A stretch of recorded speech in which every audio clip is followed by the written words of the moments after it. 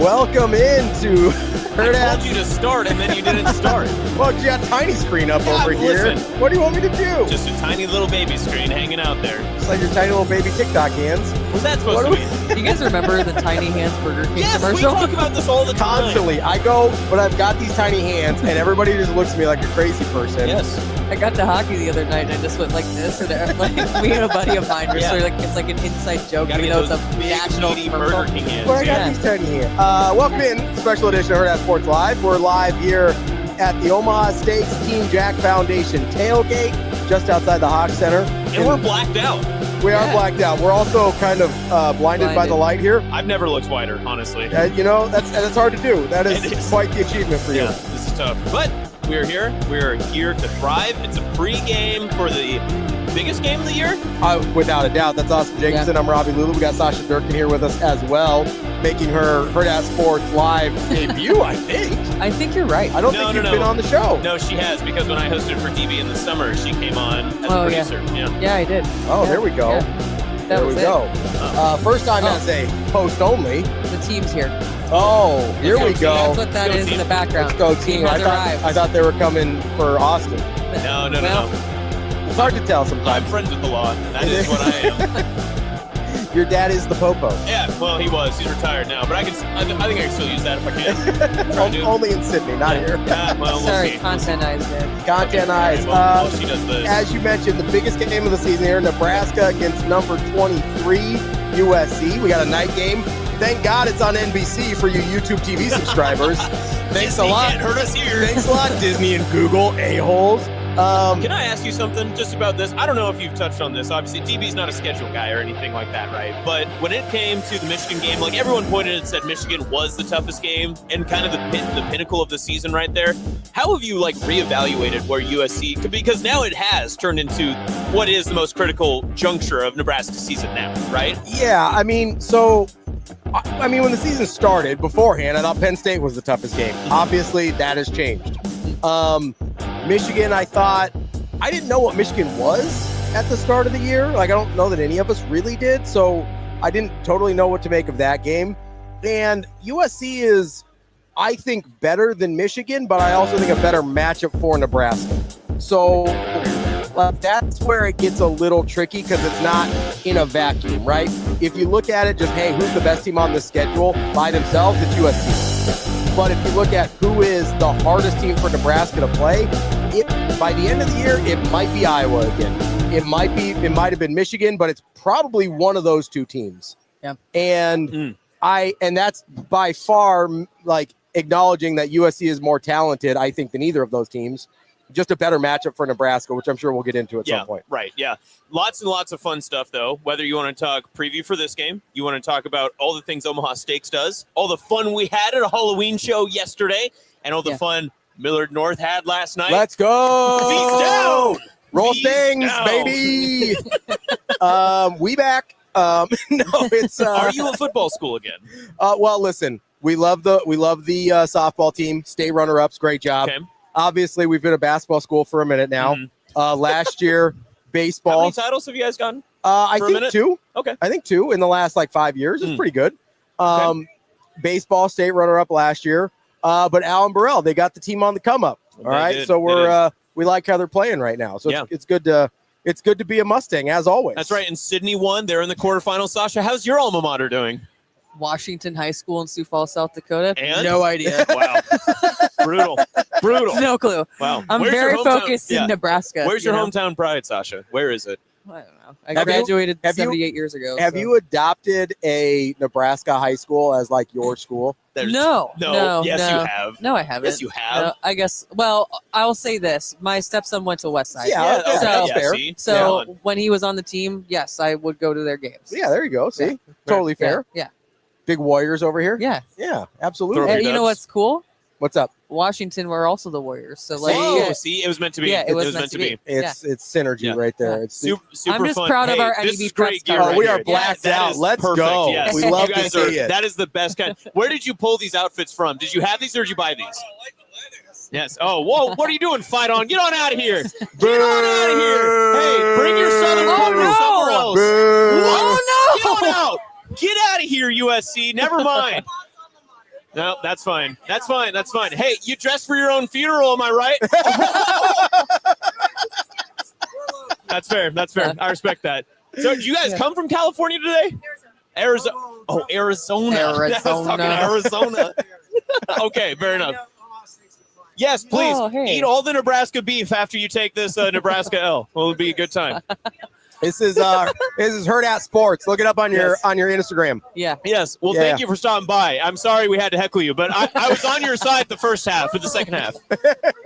Hey, that's fine. That's fine. Go Big Red. They're undercover USC. That was crazy. That was honestly, I think they were doing like a cloak and dagger thing, you know, with the leather jacket, which is smart, you know. Not that Nebraska fans are going to be mean to them, but you know, be respectful. I appreciate it. Yeah, you know, I don't know. Was I respectful? I don't think I was. So. Are you respectful in general? Just like it's a general question. I'm not sure about that. I asked if in that scenario, was I? That's more what I was asking. I mean, you were respectfully heckling them. Okay, I'll try to. Yeah, they laughed. Yeah, I think they seem like to be in good spirits there. Scared. They didn't. Maybe you should have been. Maybe you need to be a little more menacing. Yeah. The tough part was our cameras only pointed towards us, so it kind of looked like we just yelled into the ether. That whole thing could have been made up. We were just talking to a ghost. You know, sorry to use your line from earlier this week, but it was funny. I had to use the funeral line. See, it was a good line. Yeah, even though you roasted me for it. Yeah, nobody laughed during the show when you said it. It was very funny. There was like a beat, and then there was like some awkward laughter. Inside baseball, Austin does that a lot to everyone. Yeah, he does. But you just take their jokes and then run with them as if they're. Listen, I'm the kid in class that always said it louder. So I mean, what do you expect? What do you want? I suppose I can respect that. I don't. See, we've got a half and halfer here, and there's a black and a cream. So. I don't know how I feel about that. That seems a bit off. That's okay. Did you see the post on one of the, I believe it was a 24/7 message board that said Nebraska should try a cream out next? I'm kind of for that. Depending on how well today goes, I could see the whole stadium being cream. That'd be a lot of fun. Let's move on. I don't like the wording of that. We're just talking uniforms, are we not? Anyway, I have a question for the two of you. Surrender cream? Yeah, go ahead. Robbie's just not going to say anything. I'm trying to stay employed. I'm not? I think that it's hard to tell sometimes. You do have that doctor fiance riding that gravy train. Yeah. Try our best. I think that this game at the beginning of the season probably wasn't something that USC circled, but I think that that's changed throughout the course of the season. I think that this is an equally important game for USC because if Nebraska trounces them, when I should say Nebraska trounces them, like that changes the trajectory of the rest of their season. And you know, it is very funny too, because sometimes we forget to do this because we are so invested into Nebraska football. And I know I've talked to Ravi about this. I'm not going to say that you share the same claim I do, but sometimes as Nebraska fans, we forget that there is a whole grand scale of college football outside of these state walls, right? Yeah. And I like to try to go middle of the week and see what the other side is saying.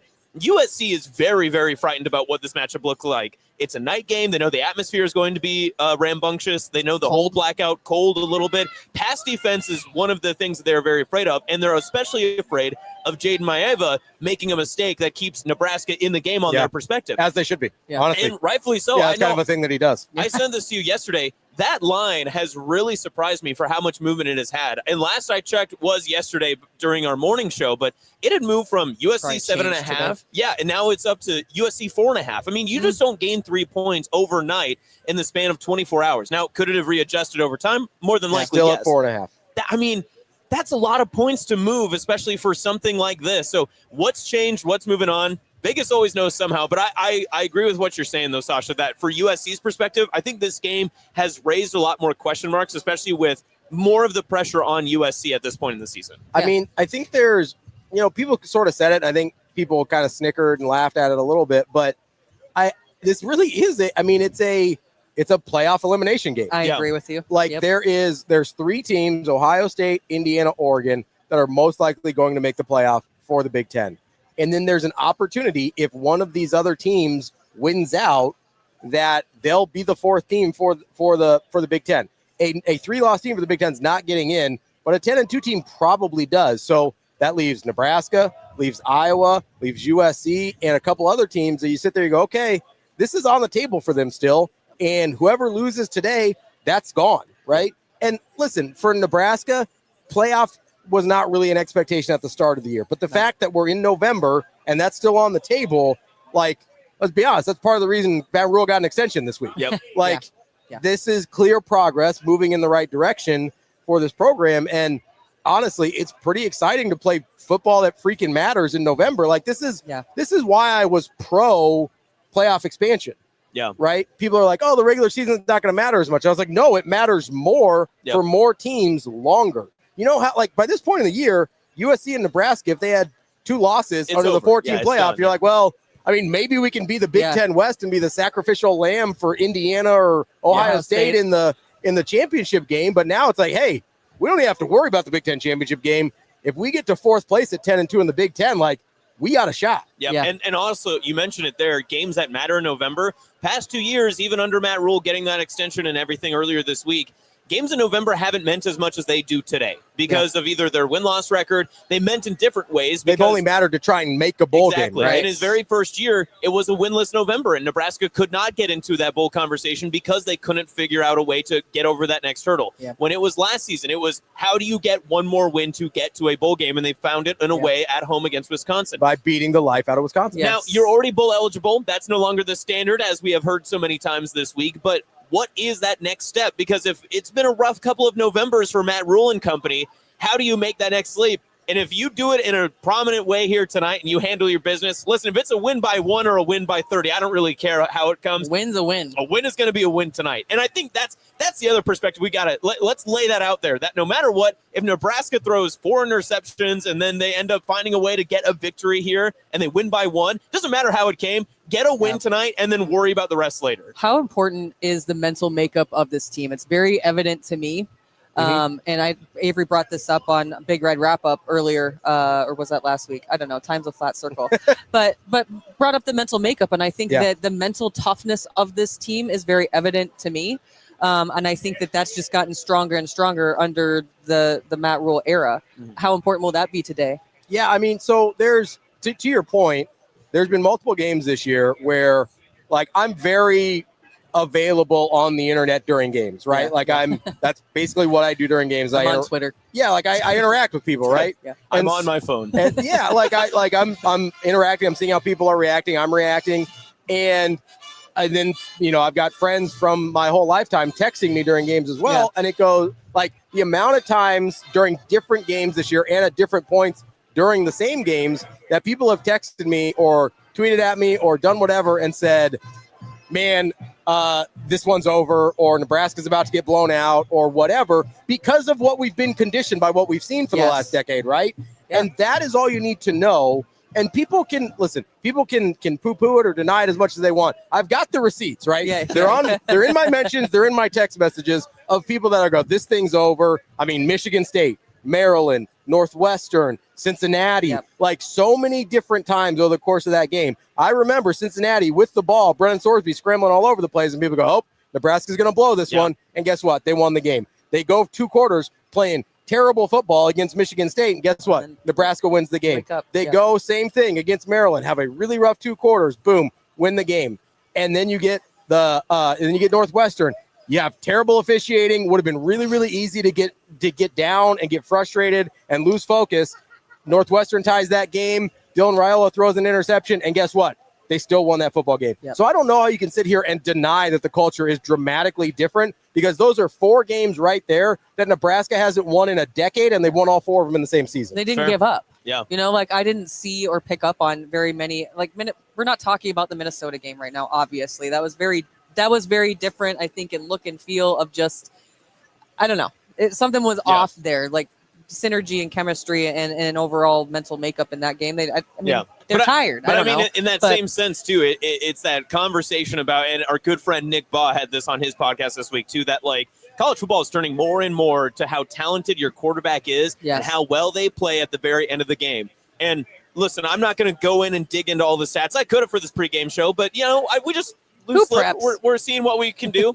I don't doubt that there's a quarterback better than Dylan Raiola in the 4th quarter so far this season. Was the 4th quarter against Minnesota pretty bad? Yes, but when you get a chance to be able to... So were the first 3. I mean, let's be honest. Exactly, but when there has been chances for Dylan Raiola to, as we've often said in Hail Varsity postgame, puke all over themselves, he has not done so. even in the Michigan game, a loss for Nebraska at home, they still found a way to make it into a one-score game and at least give yourself a chance to get back into that game at the very end. They found a way in the fourth quarters of contest to either stay in the lead or continue to get back into the game or end up winning the game. So if this game comes down to an offensive shootout, if it's going to be 30-27, if it's going to be 35-35 at the end of the game, I hope our quarterback has the ball last because I want to see what he can do when the ball's in his hands because I know what I've seen through the first 6, 7, 8 games of this year. I mean, when's the last time you could say that where you're like, hey, I want Nebraska to have the ball in their hands last with an opportunity to win the game? A decade. Like, it's been so long since you had any level of confidence to be like, they're going to get this done. And not just in the offense, but in the quarterback. I mean, we've had quarterbacks in offenses that have felt a little bit synergetic, right? I think everyone could say, well, the Amir Abdullah years, those were great offensive years. Oh, we've had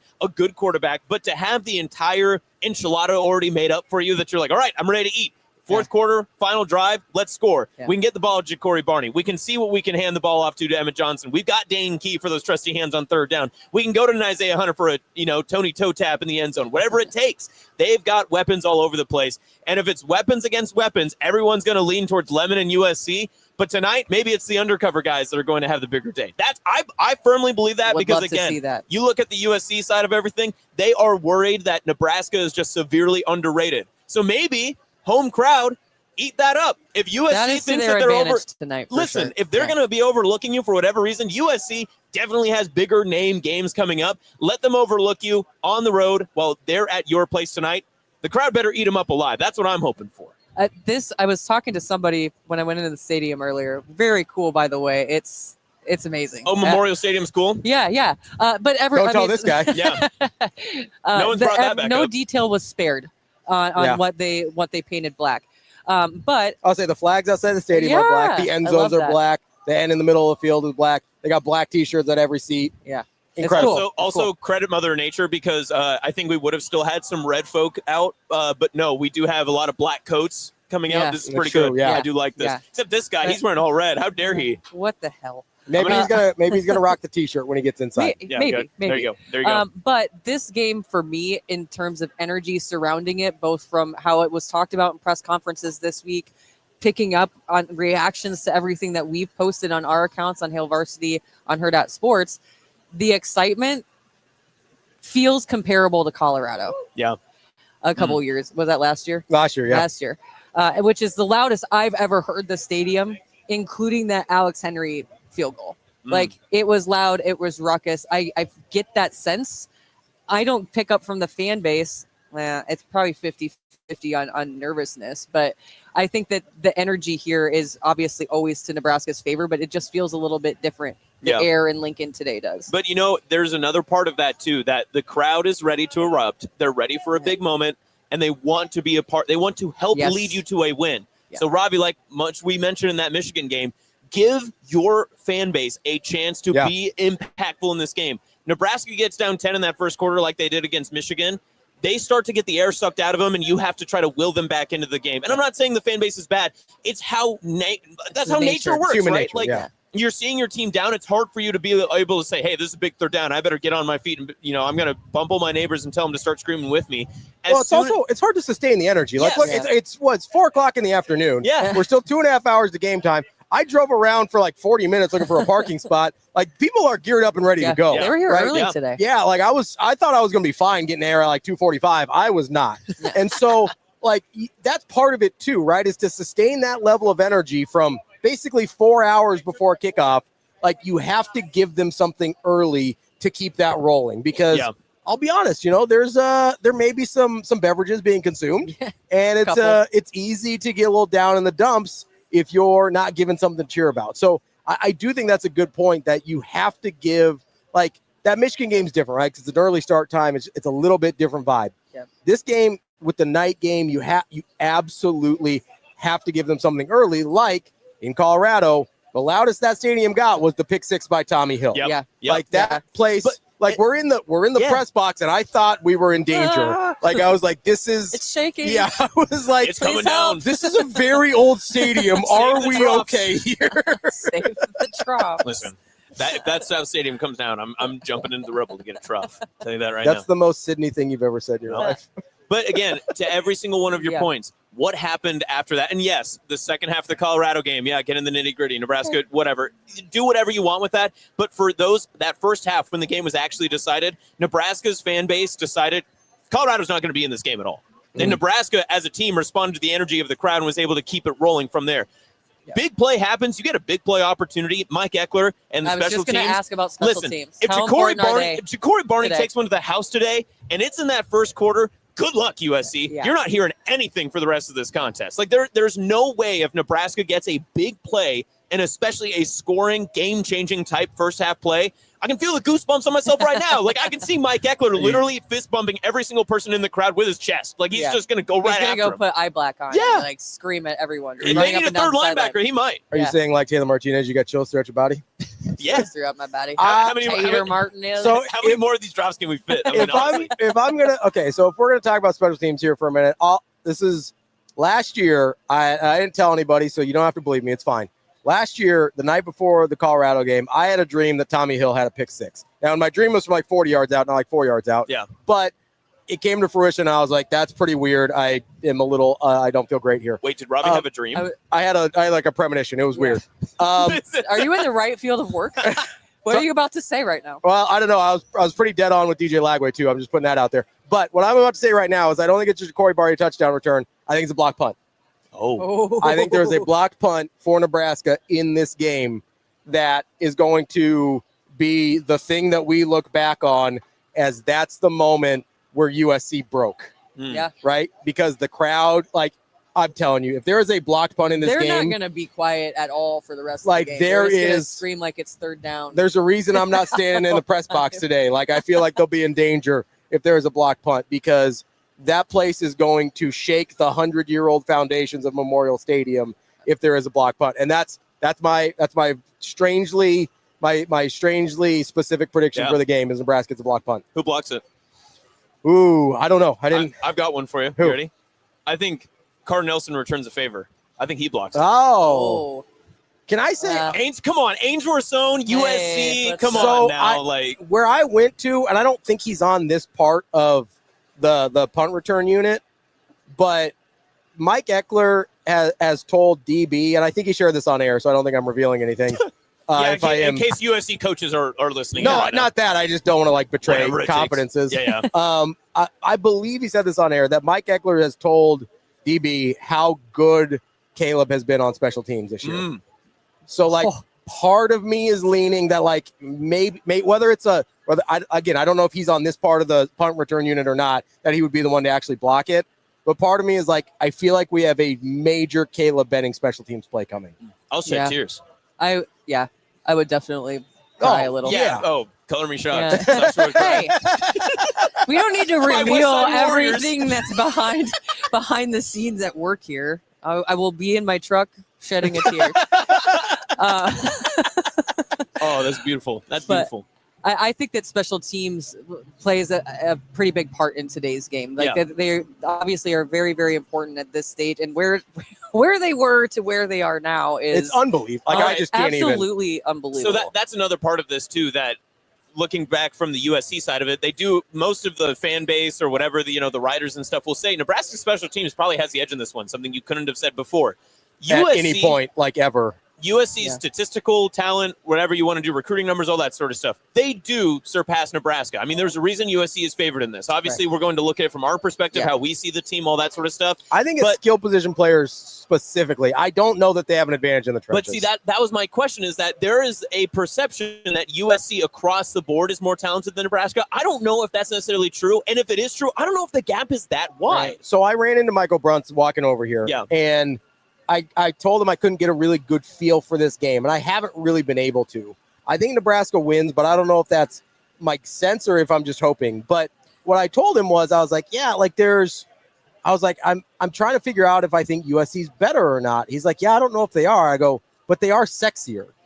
USC is a sexier team than Nebraska. Right. Because, and I was like, pardon the language here, earmuffs, kids. I was like, Mekhi Lemon scares the shit out of me. Yeah. But outside of that, I figured out that's the thing I keep coming back to is I'm scared of Mekhi Lemon because Jane Maeva doesn't scare me that much. Even though he's playing a lot better this year, he's going to give Nebraska probably 3 or 4 opportunities. He did last to year, ruin this game for USC. All that stuff. And even though he's been much better this year, that part hasn't gone away. Yeah. Like the rest of the throws and everything has gotten cleaned up a lot. He's going to give you 3 or 4 opportunities to ruin USC's day. Yeah. You have to take advantage of them. I think I'm not sure which running backs are going to be healthy for USC, but it doesn't matter. Like 1 through 4, they've all been pretty good.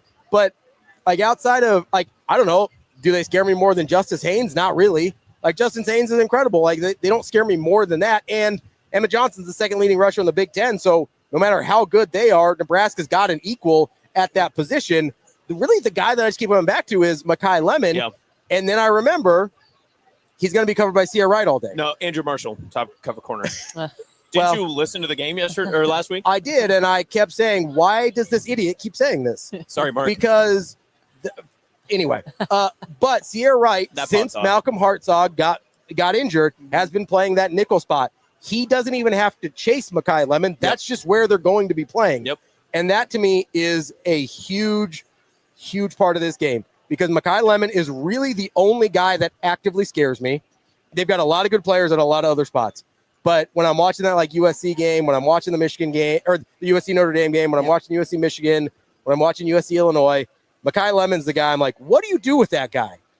And the answer is you put Sierra Wright on him because they're going to have to throw to Mekhi Lemon, and no one else has wanted to throw at Sierra Wright the entire game. Right. So if Sierra Wright is who I think he is and Nebraska gets the better of that matchup, that's a win for Nebraska. He is who he says he is. Well, yeah, I mean, honestly, yeah. And I know what you're saying, but there's another part of this too that, yes, the talent, all that other stuff with USC, kind of the equilibrium of where it comes to, but Lincoln Riley is an offensive mind. He's had a week to prepare. And we mentioned kind of the pressure that this game does hold because it's a college football playoff eliminator game, depending on no matter how far outreaching percentage-wise both these teams could be from that CFP, there's still a chance that both of them can get in. A third loss completely nullifies you from a chance to be able to get in there. So it's very important for USC. Lincoln Riley is going to make sure that he has opportunities to put Lemon into really good scenarios because, again, if there's one player on this entire USC team that can scare you, it's Mekhi Lemon. Right. But it's up to Nebraska's defense to say, we understand that you're going to put him in positions to have success. How can we get you out of your own comfort? Yeah. And it's going to come down to guys like Williams-Winery. I've been asking many weeks in a row on Hail Varsity postgame with Ravi about who is this defensive stopper? Who is our guy? And I've been wanting to see the Winery breakout game. I think he's been very close, and he's had a couple of those, my name's Williams Winery, I'm really big in Nebraska. I want him tonight to say, I'm Williams Winery, this is NBC, this is my effing night, welcome to Nebraska. Yeah. I want somebody to have I'm a fucking problem game. Whoa! I do. Like, I think that what if there's a kid listening to this? Well, I'm sorry. Earmuffs. But I agree with all of your guys' points on that. I think it was a couple of weeks ago, you guys did compared the coach effect on a game, and I can't remember which one that was, but I really like that. How much does that play into this game as well? Yeah. Kind of just touched on it with Lincoln Riley, but so here's the flip side of the coin for Nebraska. Here's the thing I think is going to be really interesting today. I have a hunch that with the week to prepare for Lincoln Riley, I think Nebraska is going to show USC something they haven't really seen all year. And to me, that answer, I talked about it this week because I was kind of sick of watching Nebraska just chase guys. I think they're going to run a lot more zone. Like a lot more zone coverage this week. And that because you can't chase Mekhi Lemon. If you chase Mekhi Lemon, you lose. Yes. Right? So I do think, and maybe they'll do a little bit of like matchup zone or man match with Sierra Wright on Mekhi Lemon. Well, that's what it's got to be, right? It's got to be if your quarterback is looking at one guy and he says, this is the guy that's supposed to beat the world in whatever zone and scheme, if they don't understand at pre-snap, during the play, whatever it looks like, that Lemon is not where he's supposed to be, or he's bumped off of coverage, or they have a different type of zone set up around him, that's where Maeva makes mistakes. That's where you have to get him, right? Absolutely. And I think that Nebraska hasn't shown a ton of zone this year. And so I think that's the big thing that can offset the week extra for Lincoln Riley to prepare for this, is show him something you haven't shown anybody else this year and say, hey, I know that you're prepared for us to do our man coverage that we've done all year and not bring extra guys and give you looks with 4 and not bring in extra pressure and then dropping everybody else into coverage. Well, guess what? We're not doing that today. We're going to run zone. I hope they bring in a little bit of extra pressure. I'd like to see them bring plus pressure every once in a while. Don't got to go crazy, but I'd like them to see them bring a little bit of plus pressure. DB talked about it this week where if you show a heavy box, he's going to pass against it. That way, Lincoln Riley's going to pass against it. That way, you can take advantage of that zone coverage behind it if you show a little plus pressure, even if you back out of it, right? At least have to show the plus pressure to get Lincoln Riley into the looks that you want to get him into and confuse Jaden Maeva a little bit. So maybe instead of 3 or 4 balls that he gives you an opportunity on, maybe gives you 5 or 6. And then that's a totally different ballgame for Nebraska if they're able to take advantage of even half of those. Make them do stuff they don't want to do. Right. Make them do stuff they're not comfortable doing. So that was one of the most frustrating parts I know for Ravi during our post game of the Michigan game was that it never felt like Nebraska, John Butler's defense, the black shirts, whoever you wanted to credit or blame, however you want to phrase that, with making sure that it was, you make Bryce Underwood beat you. With his arm. So with his arm. Let me ask you this, Ravi. Is there someone on USC's offense that you point to and you say, that guy has to, if USC wins, it better be because that guy beats you because you set up a certain way, right? Like you're going to say like, okay, if Makai Lemon beat us, we're going to feel pretty bad because we probably should have taken him away. If Jaden Maeva's, playmaking ability beats us today, it's because we couldn't control that. Is there someone, or is it Maeva, I guess, on that same sense that you've looked at and you say, this guy's got to beat Nebraska if USC has to win tonight? So they're going to run a lot of RPO. I think you have to make Jaden Maeva beat you to people other than Makai Lemon. Okay. So I think you have to take away the run on that RPO. They're going to run a ton of it. I think you have to take away the run first and then make Maeva beat you on somebody other than Makai Lemon. So if you can do that and USC still beat you, I think you can sleep at night, honestly. Yeah. If you take away Wayman Jordan or King Miller or Eli Johnson or whoever is playing running back for USC, it doesn't really matter because they've all been good. If you can take away that on those RPO looks and make Maeva beat you, but he has to beat you to somebody that's not his first read, I will take my chances with that all day long. Like that to me is 100% the way that Nebraska beats this. The other thing that I would kind of lean to is, and I know Nebraska fans are going to hate hearing this. I'd kind of be okay if you make Maeva try and beat you with his legs. Because he doesn't want to do it. He doesn't. My thought when I asked you that question was there are two things.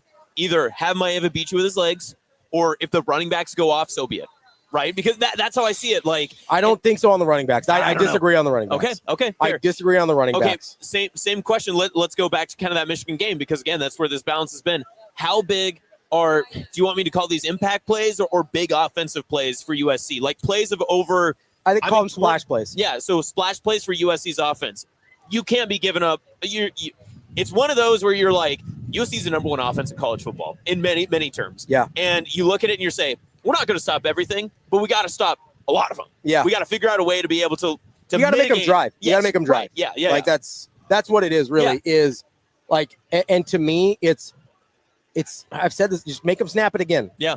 Make them snap it again. Make them snap the ball one more time. Maybe they get a 20-yard run. That 20-yard run can't turn into a 60-yard touchdown. Right. Like, which we've seen happen in Nebraska a lot this year. Like, maybe they get a 20-yard pass. Don't let that 20-yard pass turn into a 60-yard touchdown. Like, to me, that's the key here is because you're not going to stop them from making all explosive plays. That's not realistic for anybody, but especially against an offense like USC's. To me, the key is don't let those explosive plays be game-changing touchdowns. That's the difference because let's look at Michigan, right? If Nebraska doesn't allow Michigan to have 3 game-changing, huge touchdowns, they win that game. Yeah. Make them drive. They have to go down the field, right? Minnesota was a whole different thing. They just didn't show up. Like, I don't know what to do with that game. Like, they just didn't show up. But Michigan, because Michigan's better than Minnesota, USC is better than Minnesota. Like, I don't know what, I kind of just have to flush Minnesota as that was bad. You got to do better. You got to show up, right? So, to me, it is about making sure those explosive plays lead to first downs, not touchdowns. That is, like, I think, make them snap it again, get back, like, recollect yourselves, make them get 3s instead of 6s. That, to me, is huge if you're Nebraska. Well, and it's a funny, like, reciprocal type of argument because if you're Nebraska's defense, it's a big field goal game, right? Absolutely. Because the more field goals USC kicks, the more chance you have to win. But then on the opposite side, for Nebraska's offense, it's a touchdown game. If you're kicking field goals, you can't expect to win this game. You got to get touchdowns in this one. So I think it's a tough mentality game, I think, more than what we want to give credit for, especially for Nebraska's defense against USC's offense, because I think those big plays are going to happen. But it's how you just say, next play, I got to move on. We didn't give up a touchdown on this one. Might have been a big explosive play. But however we figure it out next is going to make the difference. And if Nebraska stays in this game or if USC just keeps ahead of the league and just keeps on pounding through, and especially late in that third, fourth quarter, got to make sure that USC is not having the ball in those long possessions. Well, listen, when I don't touch on individual plays, it's also on the scoreboard as well. Yeah. You can't be chasing USC constantly because that puts you in a bad spot. You know who we didn't have to chase down, though, is our guy right here, Nate, CEO of Omaha Steaks. Nate, how you doing? Let's go. I'm doing well. How are you guys? Good to see you, Nate. I appreciate you having us out here. You guys were hanging out with us at the morning show yesterday. It's awesome. How are you doing today? You having a good time? I'm doing good. My CMO, Julie, came out. She did. I heard there was a story about some cookies on the airplane. Yeah, so her and DB, I think it was last year when they DB had to catch a ride up to Michigan. You know, he says he had other things to do. I think he was just late for the plane, but he had to catch a ride up to Michigan. You guys generously gave him a lift, and Julie was there, and she had a conversation with DB, and she had prepared these little gift bags for everybody on the plane, and there was these cookies on there that DB could not stop talking about. And he remembered Julie, he remembered their conversation, the whole thing. So we love you guys over at Omaha Steaks. Yeah, we love you too. You know, we've got the Team Jack, the Hurrdat, and the Omaha Steaks combination here. I mean, it just doesn't get better than that. Listen, we're talking about the different ways that Nebraska win today. That's a winning team. Hurrdat Sports, Omaha Steaks, Team That's Jack. right. I mean, that's a winning team. Yeah, that's right. And, you know, you look around here and you do see some USC fans coming in and enjoying some steak. I mean, we need to teach them. Well, I mean, you can't get a good steak in California. That's exactly for milk, not for beef. Come on. Yeah, right, exactly. Yeah, so we teach them about football and steak today, fellas. Well, it's good. You got to teach them that they can get Omaha Steaks out in California, too. You got to ship them to them. To be fair, the happy cows live in California. The good tasting cows live in Nebraska. So, I mean, that is probably the best way to go. You know what's interesting is California is one of the largest states from a revenue perspective from my company, right? Oh, so, sure. Yeah, we ship a lot of steak to California. Interesting. Well, listen, they got seafood out there. We got steaks out here. They need to mix it. You got to get the surf and turf going somehow, right? Amen, baby. Amen. A healthy swap. They call that a balanced offense. I don't know if you know that. I love that. I love it. So I might steal that. Yeah, please. Listen, hey, we're in the Big Ten. Ball flies by air. Sometimes it hits the ground. You know, you got to do it both ways. I love it. We could use triple option. A little more than triple option. Well, listen, that's Miller North guy. I was saying Big Miller North. That's what I was going to say is the triple option. You got Hurrdat, you got Team Jack, you got Omaha Steaks. Tell me about how you guys got involved with Omaha Steaks, because we love Omaha, or how you got involved with Team Jack, because we love Team Jack over at Hurrdat. Obviously, our guy Kenny that works with us has a huge relationship with them as well. Sorry if I get distracted here. The food just came over. Yeah, the smell just hit me. So how did you guys get involved with Team Jack, and why is that so important to you? Well, you know, a lot of our team members and our leaders are from Nebraska. I mean, they grew up here. So, you know, we know about the story. You know, in fact, I actually played golf with Rex. Oh, really? Just a number of months ago. Yeah. And Kenny, you know, he was coming to our tailgate. We built this great relationship with him, and you know, Brendan Stye is a big friend of the company. And so, you know, we just love the concept. For me personally, as CEO, nothing hurts my heart more than to see kids get hurt. And, you know, whether it's food insecurity, like the backpack program, making sure kids don't go home hungry after school, or something like childhood cancer, which just pulls on your heartstrings. You know, if you're not doing right by your community, then you're just not doing something right. You know, you're doing something wrong, really. So for us, it just makes a lot of sense, and it drives a culture of caring inside Omaha Steaks. So it's just feel good. I think that's one of the reasons that we get along so well, because that's like what you just described there is exactly how Hurrdat feels about the community as well, right? Like, it doesn't matter how popular you are, how much money you make. Like, if you don't do right by the people that have helped you get there and the people that you live in the community with, like, what's the point? Right. Like, at a certain point, like, you can only make so much money.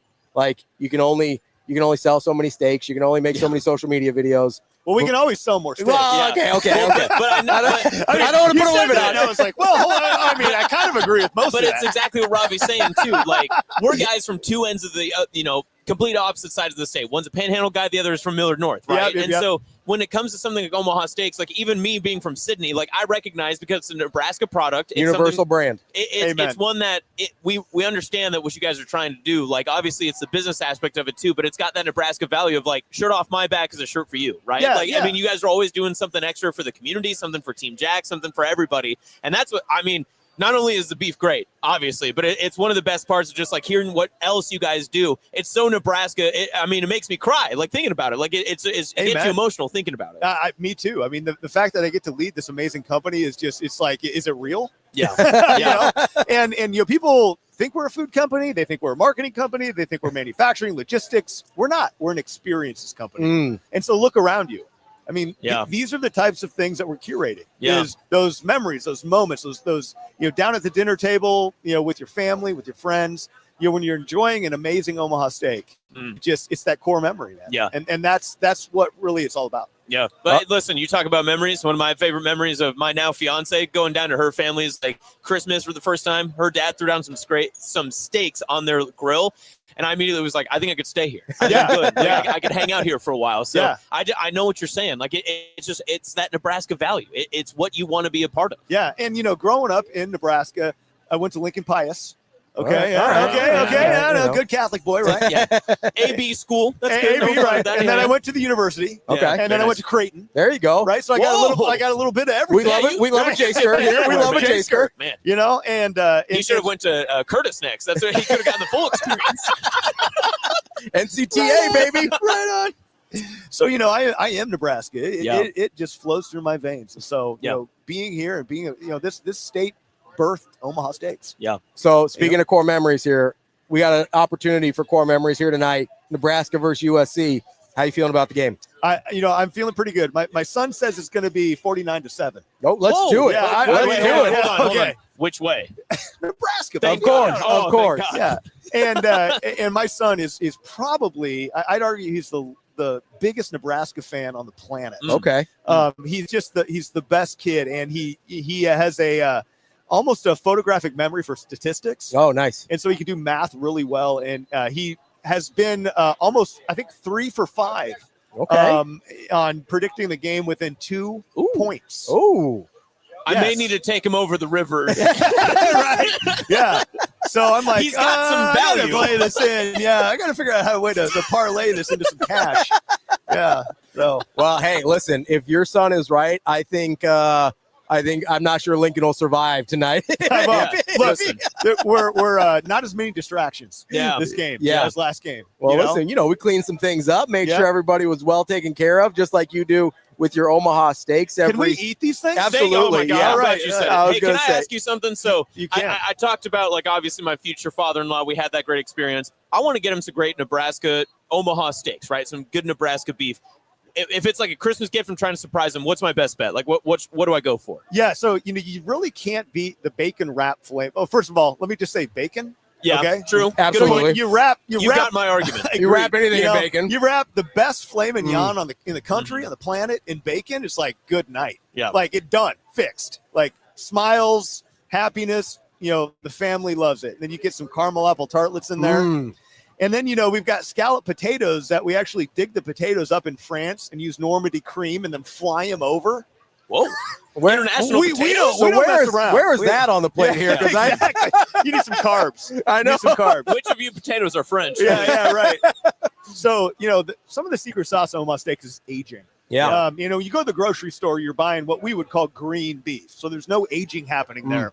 We're aging these steaks at least 30 days, in some cases 35 days, and they're certified USDA tender, which means that when that beef hits your mouth, it's like butter. Yeah. And you get the flavor. I can vouch for that now. And really you just can't beat it. And 107 years of doing this means you know what the hell you're doing. Yeah. I would hope so. Yeah. I have to say, last time we were here, I think it was for a little bit less of a big game. It was like Houston Christian. I think we were out here. What do you mean? You don't put them on the same? It's HCU, USC. Right. Three letters. Right in the same neighborhood. Your guys brought us over. I believe it was rib caps. Oh boy. Yep. And I got to be honest, that changed my life. Yeah. That might be the best cut of beef I've ever had. Can I geek out on you a little bit? Yeah, here? absolutely. Please. Yes, please. Do you know what the rib cap is? No. So not really. So you've had a ribeye. Yeah, 100%. It's my favorite cut. So on the backside of the ribeye, anatomically, it's called the spinalis, and it's that kind of really creamy, rich part of the ribeye that sits on the cap of the end of the ribeye. So we decided, let's just turn that into a whole steak. Let's just cut that baby right off the full rib. He's in. Yep. Yeah, and let's turn it into a steak. And it is just about the best thing ever. Yeah. Unbelievable. I mean, it just blows your mind every time. It's If beautiful. anybody's looking for a Christmas present for me, he just described it right there. Yep. The rib cap. I'm not kidding. Like this tastes like Christmas. Like it tastes like this is Christmas dinner right here. Right. Like this is what you want to spend. It's spending the extra money, making sure that you got this for your family because you're trying to either impress, you're trying to make a memory, and that's the best part about this. Like this is not only memorable food, but you can make like great memories with this too, and that's the best part about bringing food together. I'm all about that. Like I always want to have people over and give them the best experiences. Oh, it's so fun. You can't do it with spinach artichoke dip. You got to do it with this. This is the best way to do especially like if you're really trying to do it up. Slicing it on a cutting board like that. That's a good look. That's a good look. It really is the way. Like it's whenever I have dinner parties, I got friends over. This is how we're serving it. Yeah. Like if you want to, full steak on your plate, you don't want go to a restaurant somewhere. Like if you want to try a whole bunch of different cuts. Yeah. Hit omahasteaks.com. We've got all kinds of great bundles where we'll give you the best. Yeah. And you can impress your friends. I gotta say, I might have to order some of those scallop potatoes too, because that is one of my all-time favorite foods. Brother, you don't got to order them. There's just going to be some showing up at your house. Man, right? that's what I'm talking about. That's my guy right there. I like Christmas at your place. Yeah, right. I've been trying to help you out here. I've been advocating for years that people switch from Thanksgiving turkey to Thanksgiving steaks. I think that's the way to go if you really love your family. Go ahead and get some Omaha steaks. How dare you bring family into this? That's rude. Now, just last week, we got rated on the internet with the #1 turkey in America. Really? Well, look at that. Even if you want to be traditional and get your turkey, Omaha Steaks has you there. So you're not just a steak company. That's right. They're an experience company. They're an experience He company. told you. I should have listened from the beginning. I was never an active listener. That hurts. Look, check it out. We are the largest direct marketer of seafood in North America. Yeah. Big scallops guy here, too, just for, man. Oh, I love a scallop. Agreed. I mean, I'm glad. I'm hungry right now. I know. I was saying we might have to cut this off because there's a lot of steak around here right now that we need to eat. What time are we? Oh, we're golden. We're golden. Yeah, it's time to eat. It's time to smash this steak. That was one of the hardest parts about doing a morning live show with you guys yesterday with Omaha Steaks, because you guys bring in all this great food and you're like, all right, well, Austin, Rico, why don't you guys just work for another 3 hours? You put a whole pile of good looking meat in front of us. What work we meant nap. Is actually what man, listen, so like they brought the cutting board like this out yesterday for the morning show, and they've got the different cuts of steak on it, and then they brought us, and I'd never had these before, they had brought us the smash burgers. Yes. And they made up the smash burger. And listen, it's like 8:30, 9 o'clock in the morning. And I'm like, listen, I don't really need a smash burger right now. I take a bite on air, and I was like, okay, I'm going to need a second here. I just took the headphones off. Man. Yeah, none of those smash burgers made it down to the producer's It was unbelievable. Like if I'm demolishing a smash burger at 9 o'clock in the morning, like, you did something right. So we have innovated in crazy ways in the burger. Are you guys aware of what we're doing? I know that you made an incredible smash burger that I ate yesterday. How do you reinvent a burger? I mean, it's been around for 100 years. Yeah, a couple ways. So we, a couple years ago, we went down what we call the pure ground road, which is we literally take steaks and grind them into burgers. This isn't like you go to the grocery store and it's like mystery ground beef. This is like the leftovers. New York strip burger, right? Yeah, filet mignon burger, and you're keeping the fat and everything like in there too. Oh man, I mean, that's this is So like, you want a filet mignon on a bun? You got it. Yeah. And it's like people are like, wait a minute, like you're grinding steaks into burgers? I'm like, duh, like yes. Why hasn't this been a thing forever? And then the smash burger is built for the grill too. So it's incredible. You don't have to have a griddle. Yeah. You can throw that baby on the grill, and it just is amazing. It's a cheese delivery vehicle. Really what it is. It was so good. Yeah. I can't even explain. Delivery vehicle. I can't even explain to you how good it was. I mean, this is like the best type of experience. Like you said, experience. Like you could just like wake up, be like, "Hey, honey, kids, we're making pancakes," and you're just flipping steaks. I mean, that'd be even better. Like, just keep whatever excuse you can put to have an Omaha steak in your home. That's what you need, especially at the game. So we're in the stadium. Yeah. Yep. So Omaha Steaks all over the place. So I tell my team, I'm like, it's the ultimate brand impression, because fans across the country now, they want more. Yep. Yeah. Like the culinary experience when you're at the game, it's like, it's a big deal. Yeah.